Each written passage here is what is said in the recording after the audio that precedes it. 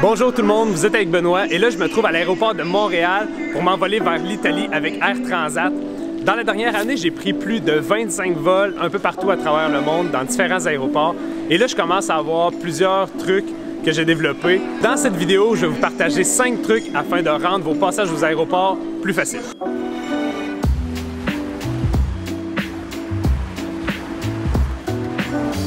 Avant de commencer, je voulais remercier le commanditaire principal de cette vidéo qui est Voyage Vasco. Donc si vous voulez voyager en Europe, Voyage Vasco offre plusieurs forfaits à la carte et aussi tout est inclus, dont en Italie. Et tous les agents sont formés, c'est des spécialistes en Europe. Pour mon premier truc, on va se déplacer au Park and Fly. Donc le premier truc que j'ai pour vous, c'est au niveau du transport. Moi je viens de l'extérieur de Montréal, donc toujours un petit peu plus compliqué de me déplacer vers l'aéroport. Et donc j'utilise Park and Fly. J'arrive ici, je laisse les clés dans la voiture, il y a quelqu'un qui s'en occupe. Puis au retour, à ce moment-là, vous donnez votre heure d'arrivée et l'auto est déjà chaude, elle vous attend. Puis il y a une navette, la navette qui est là, qui vous attend aussi au terminal. Donc vraiment simple, il n'y a pas beaucoup d'attente de mon expérience. Puis très facile. On se revoit à l'aéroport pour le prochain truc. Mon deuxième truc, c'est pour vous sauver du temps lorsque vous allez arriver à l'aéroport. 24 heures à l'avance, la plupart des compagnies, vous pouvez faire un online check-in. Donc vous allez sur le site, vous enregistrez à l'avance, vous rentrez toutes vos informations. Puis lorsque vous arrivez à l'aéroport, vous pouvez déjà avoir votre boarding pass, donc votre billet d'avion d'imprimé ou même sur votre téléphone.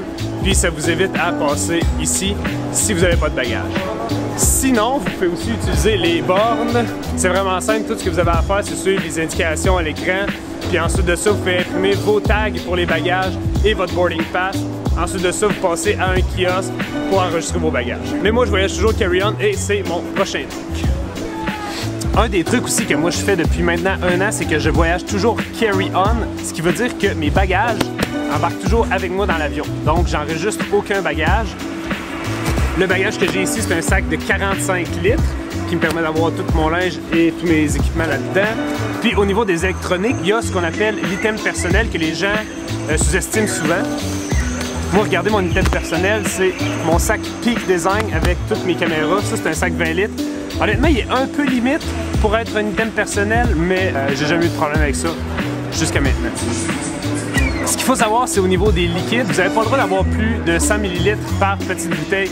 Donc, vous devez regrouper tous vos liquides, donc pâte à dents, rince-bouche, crème solaire, etc. Pas plus que 100 ml chaque petit pot, puis vous mettez ça dans un sac.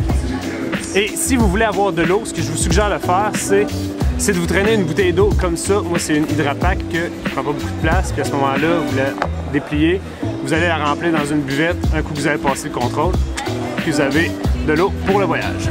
Même chose pour les collations, vous avez le droit de passer le contrôle avec des barres tendres ou des galettes. Et si vous voyagez avec Air Transat, mais vous pouvez choisir l'option Plus. Donc c'est environ 75 $ de plus, mais vous avez certaines options vraiment intéressantes. Ce que j'ai aimé le plus à date de cette option-là, c'est que lorsqu'on est arrivé au contrôle, il y avait une immense file d'attente. Avec option Plus, on a pu passer en avant de tout le monde, donc dans une ligne prioritaire qui est la même que Nexus, puis ceux qui voyagent en première classe. Donc quand même vraiment cool. Aussi, vous pouvez choisir votre sélection de sièges. Des fois, c'est environ 25 $ pour avoir cette option-là. Donc, si vous savez déjà que vous voulez un bagage supplémentaire puis une sélection de sièges, ben, ça vaut déjà la peine de prendre l'option Plus. J'espère que vous avez aimé les trucs. Dites-moi qu'est-ce que vous en pensez dans les commentaires, si vous voulez que je fasse plus souvent ça ou si vous avez une thématique que vous aimeriez que je fasse. Retour au programme régulier, on s'envole vers l'Italie.